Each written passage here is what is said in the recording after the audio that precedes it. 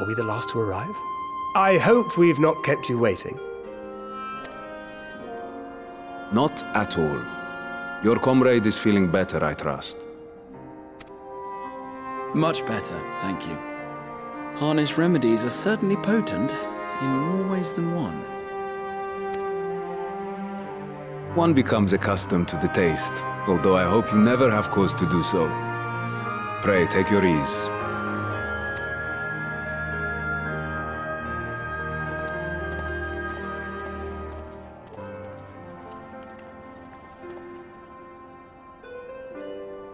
Full glad I am to see you all unharmed.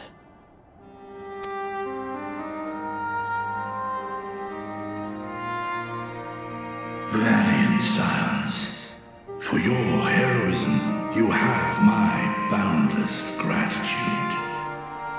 You cast down that dire tower and set free its hapless captives. You cleanse their souls of its corrupting influence. No words of thanks will suffice. In place of platitudes, I offer a bounty of warding scales. Pray accept your due reward, along with the goodwill of Radzatan. Alchemists throughout the land were put to work in the forging of your talismans. The finished ones have been collected, and now await you at the High Crucible of Alchemia. Present this letter when you are ready to take them into your possession.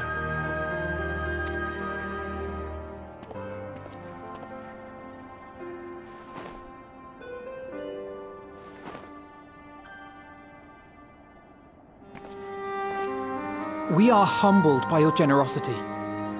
Know that the inventive wisdom of Radzatan will be vital in restoring serenity to our star. Every single one of those scales came from you, didn't they? You must still be in such pain.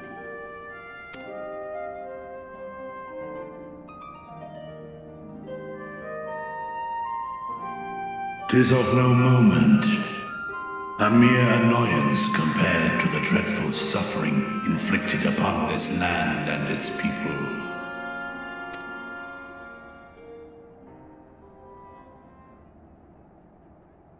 Albeit brief, my involvement in the Dragonsong War afforded me a glimpse of the myriad sorrows which consumed both dragon and man.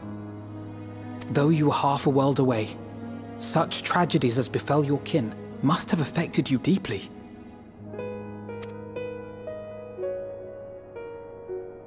And yet, you chose to live among men.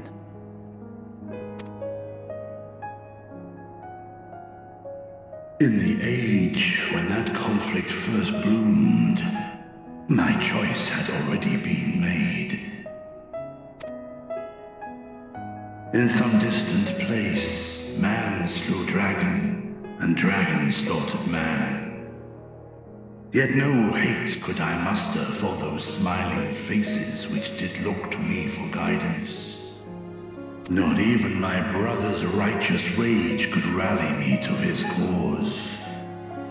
I huddled here, secret and still, hoping against hope that which I had built would remain untouched by the chaos and carnage.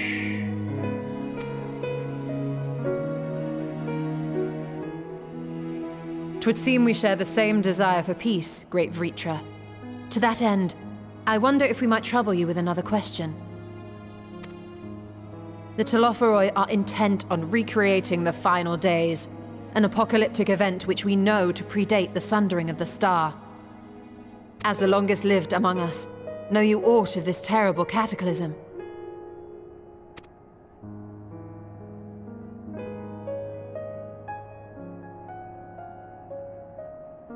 Nay. When war and strife drove my sire from his home, he crossed the great expanse with only our unhatched eggs as company. He alighted upon a shattered source, its 13 reflections long since scattered beyond the rift. Of events preceding his arrival, He knoweth naught, save that which Hydralin hath deigned to disclose. I see. So again, 'tis the inscrutable Hydralin to whom we must look for answers.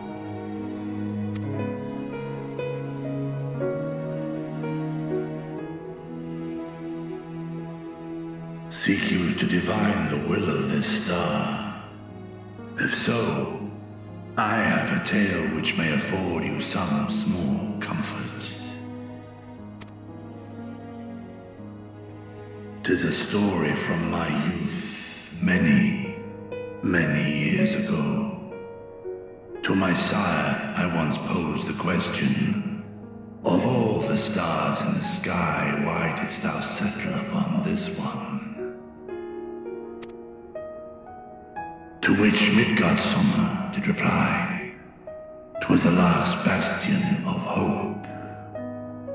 He believed so long as Hydralin endured, so too might dragonkind. Solemn and portentous were his words. What deeper meaning they held, I could not, dared not pursue. 'Tis a stone I've left unturned ever since. Yet take you solace in the knowledge that whatsoever Hydralin does strive towards, 'tis an ideal which hath earned my sire's conviction.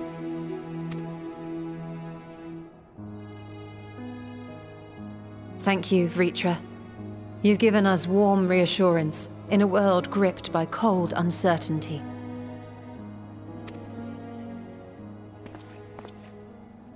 While I'm sure we all have a great many questions, I think it's time we collect the talismans and be on our way. Our fight against the Telophoroi is far from finished.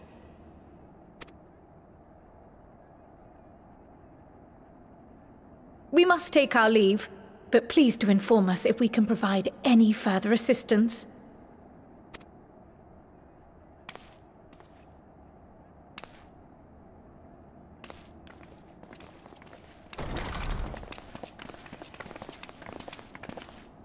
Prithee, a moment.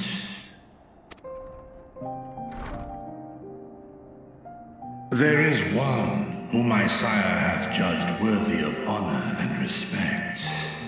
The one known to men as Eorzea's champion. This hero of renown and rumor, 'tis thee.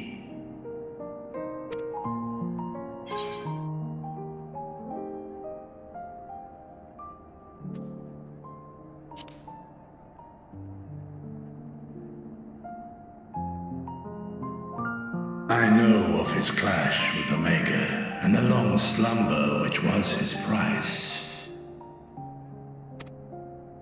Yet even closed in sleep, my father's eyes are far from blind. He is watching over thee, watching over this world.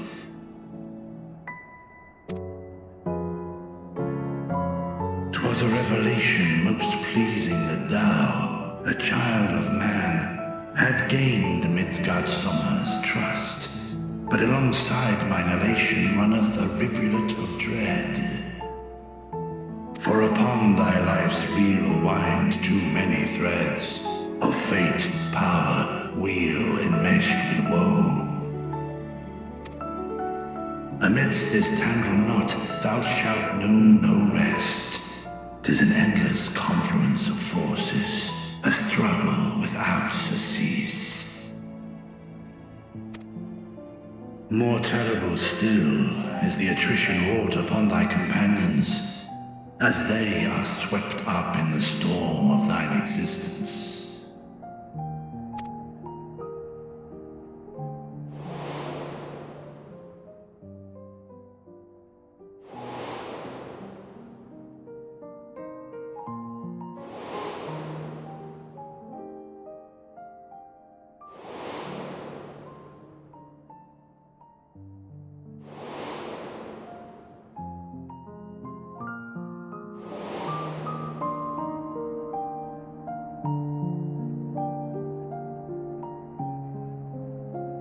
Take heart and protect them well. They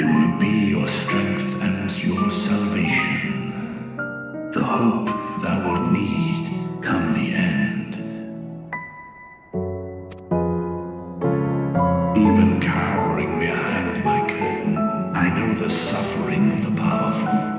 I have watched my siblings driven mad by loss. Thus do I exhort thee to spare no effort to keep thy loved ones safe.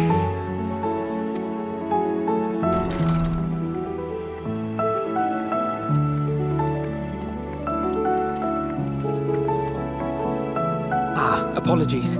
We hadn't meant to interrupt. It's just that we do have a history of suddenly collapsing, and when you didn't follow us out... 'Tis I who must apologize. I have detained your champion overlong with idle chatter. Go. At war's end, I pray I welcome thee back into my hall, where together with thy joyful comrades, you may toast your triumph.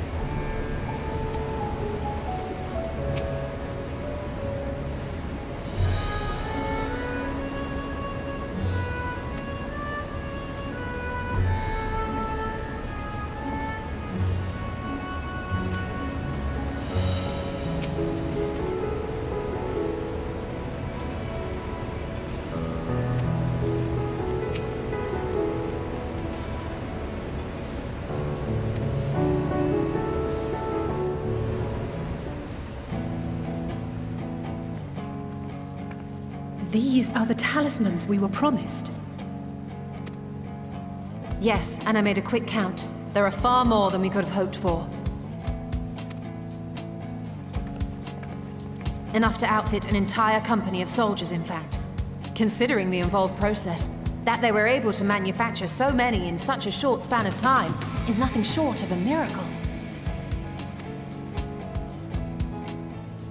Once we have distributed them to our allies in Eorzea and the Far East, we'll have a fighting chance to bring down the other spires, just as we did with the Tower of Zot.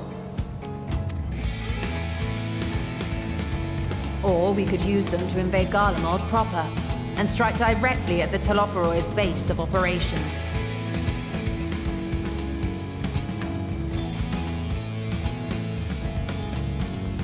Of course, we would need to consult with various Alliance leaders before such a drastic measure could even be contemplated.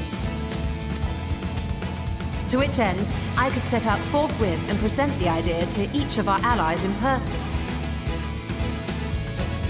Pray allow me to undertake some few of those journeys. I find myself restless and in need of purposeful duties.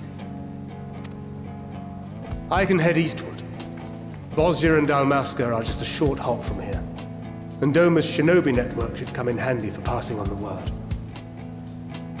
We shall share the burden then. Meanwhile, I think it best that you and the others take the talismans back to the Baldessian Annex. We must keep them safe and secure until we've decided upon a course of action.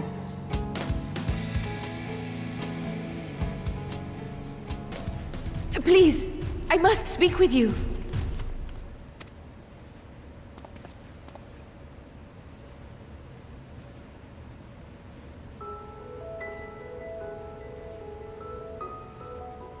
Nidana, you're awake. Yes. When I spoke with the carer at my bedside, she told me that one of the Scions, a young woman, had cleansed me of the tower's corruption. It seems I'd been asleep ever since the treatment. But when I awoke and learned you were all still here, I knew I had to come.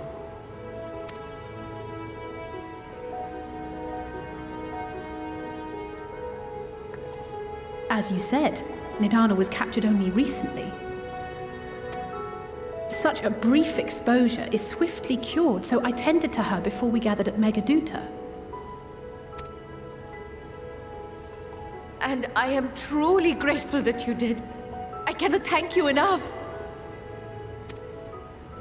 All of you, for everything you've done. Destroying the tower, rescuing our people. You've saved Thavnair from an awful fate.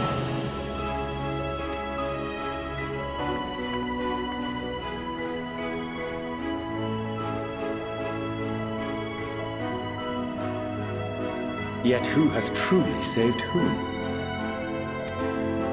Due in no small part to thine inspirational courage, the alchemists were successful in reproducing warding scales of proven efficacy. Replications of thy work now stand ready to travel across the seas, unto the hands of those who might wield them against this rising evil. The talisman? Is this true?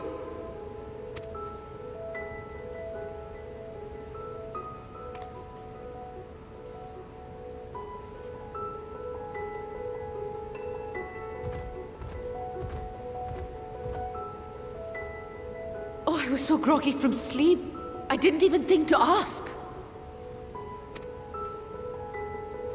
Oh, our great work sent across the seas.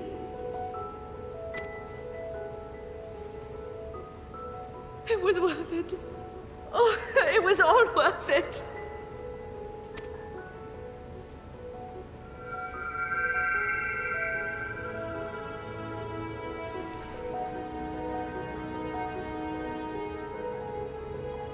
Look at that! Its color is completely changed.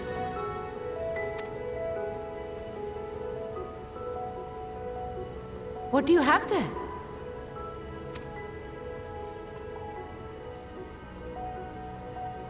How unusual. I wonder if the effect is a reaction to Akasha.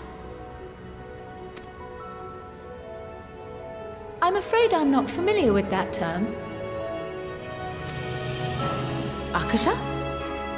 It is one of the unseen energies defined by Harnish alchemical theory. Though a gross oversimplification, some describe it as an essence influenced by feelings. You imply that it is distinct from ether? Foreign scholars often conflate the two, but we see them as separate concepts. Ether is an energy which permeates the land. It exists within animals, objects, even the air we breathe, affecting all through which it flows. Akasha, on the other hand, exists in a domain beyond our reach. A gift bestowed from on high, or torn from the heavens in some traditions. Akasha can neither be created nor destroyed. It is beyond our power to purposefully alter or manipulate. The only thing observed to influence it is an abundance of, I want to say, spiritual emotion. As a veteran of the battlefield, surely you've experienced moments of desperation or exaltation when you've transcended the usual limits of your capabilities. That is a manifestation of Akasha, the invisible essence harnessed by heart, mind, and unyielding spirit. I really must hear more about this theory. Our disciplines are based entirely upon the idea that ether is the fundamental form of all energy. I'm glad my haphazard explanation has piqued your interest. But even for us, Akasha is a somewhat abstract field of study. A lack of practical application lends itself poorly to formalized research. Which is why my analysis of your flower can amount to little more than idle speculation. I am sorry. Nonsense! You have nothing to be sorry for. Your insight is much appreciated.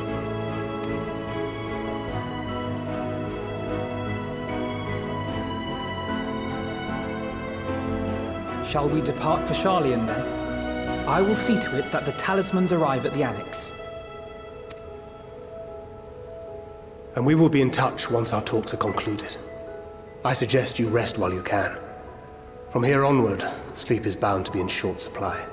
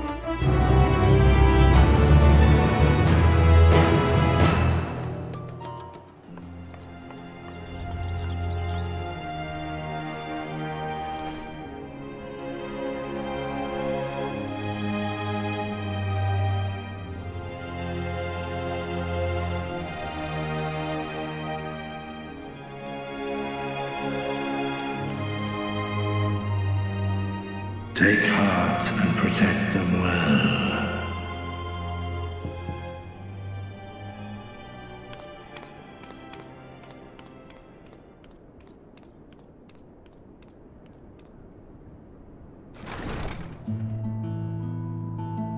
Good, you're here. You haven't eaten yet, have you? We've bought quite a spread if you're interested. Only the finest dining from the last stand.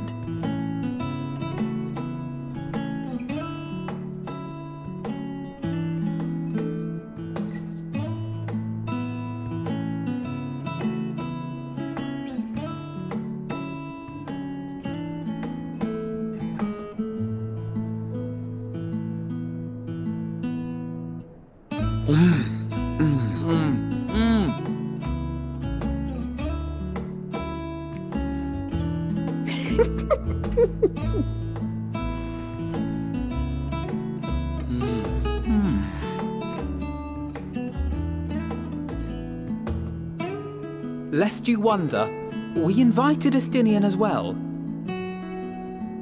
But he refused with a rather grim-faced, "No, thank you." I suspect Sharlayan cuisine is not to his liking.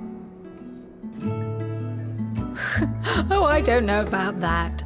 Perhaps our lone wolf just needed some time apart. What? To perfect his brooding stare?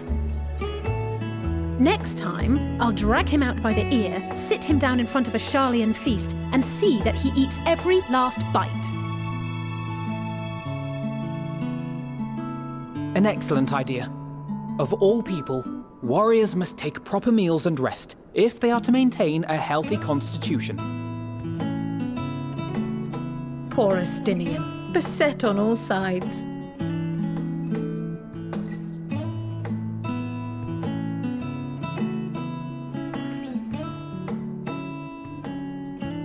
Speaking of one's physical condition, Mistress Cryle, I hear you recently played literal host to Heidelin herself. And what an experience that was. Tiring, yes, but no lasting harm done. If anything, I should have liked to speak with her longer. I've not felt a hint of her presence since. Heidelin instructed you to carry that flower, yes?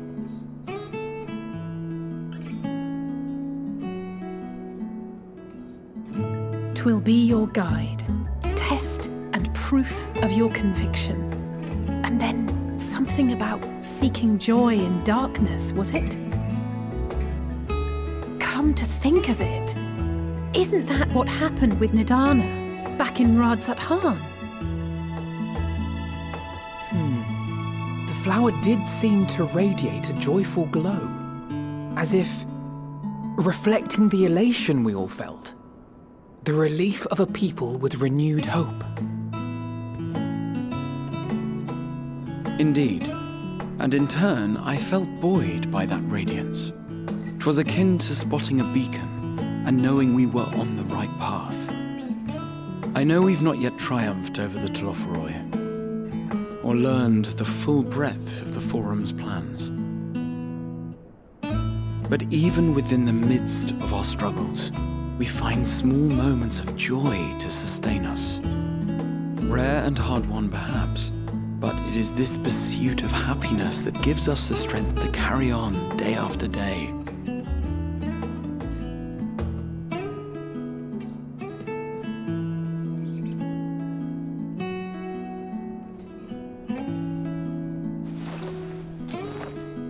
Hey, that's mine. To the swift the spoils. Though I recall that levitation spell of yours was quick enough.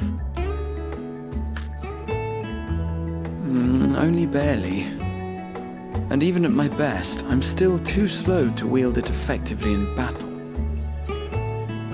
Mayhap I simply require more practice with this new magic.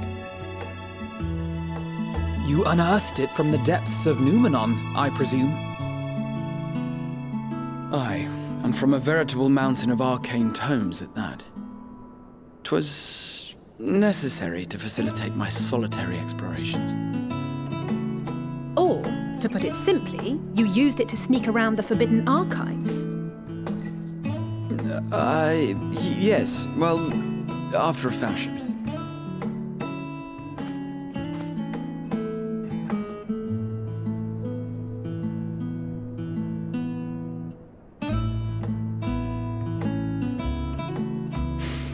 They're tall, you see. The shelves, they're too tall for me.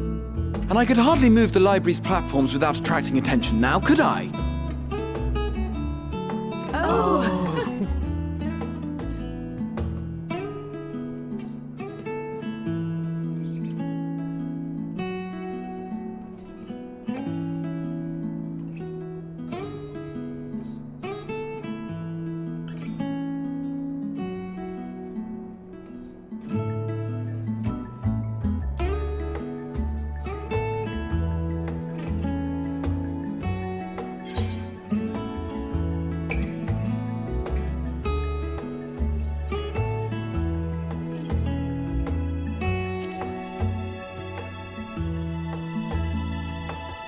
I'm not that ambitious. But 'tis pleasant to idle away the hours every once in a while.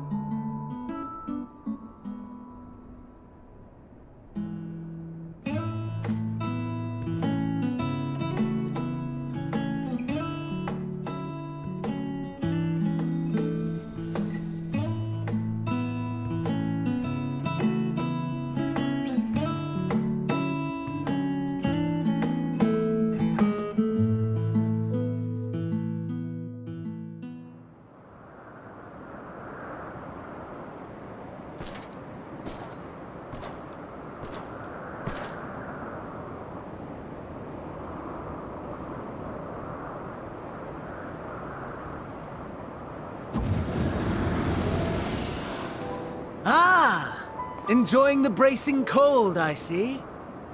Do you not own a warm coat or a cloak? Something in fur? Or fashioned from the skins of your enemies? Or... well, never mind that. I come to you once more as the bearer of bad news. Our tower in Thavnair has been toppled. And I need not tell you by whom. Given how many we have at our disposal, the loss of a single spire is hardly fatal to our plans.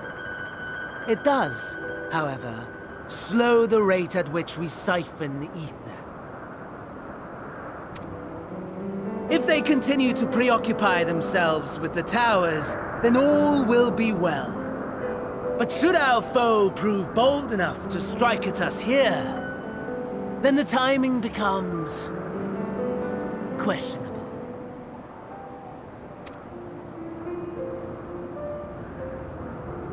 Our foe is bold enough.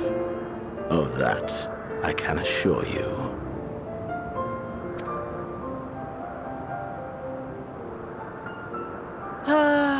Yes, very well then. I suppose I must prepare a proper welcome. Honestly, talk of your nemesis is the only thing you seem to enjoy. Does nothing else spark your interest?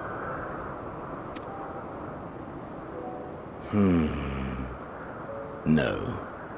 All else is... equal.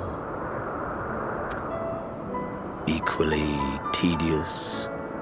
Equally disappointing.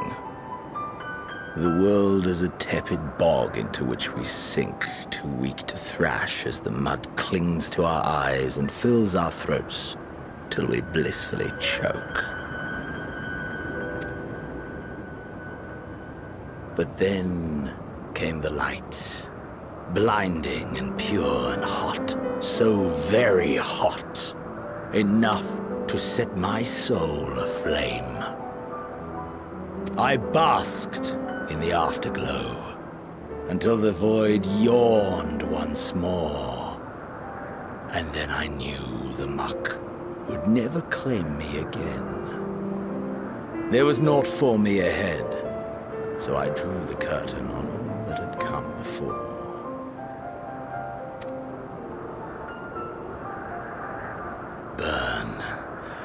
Burn. Let the whole star burn. I will have my contest. I will reclaim my moment.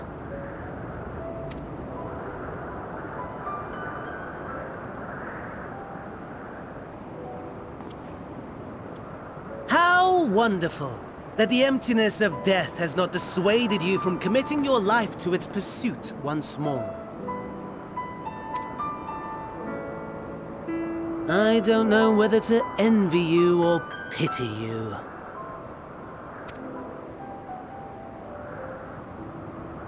You question my disinterest, but what of yours? Despite your noisome antics, I sense you take little pleasure in this endeavor. Mercy, my lord. Such pointed barbs from one who barely acknowledges my existence. Nevertheless, you are mistaken. For I do find this part somewhat enjoyable. You see, when I was mortal, I would always have the same dream. It was a fragmented thing, disjointed, all the faces incomplete. The setting, too, was unknown to me, so I thought it simply a fantasy of my sleeping mind.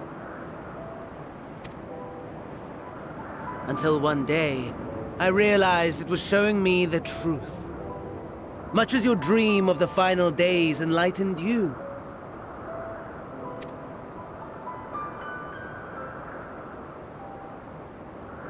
And soon, very soon, the rest of the world will see the truth of my dream, too. Yes, I think that is something we can both enjoy.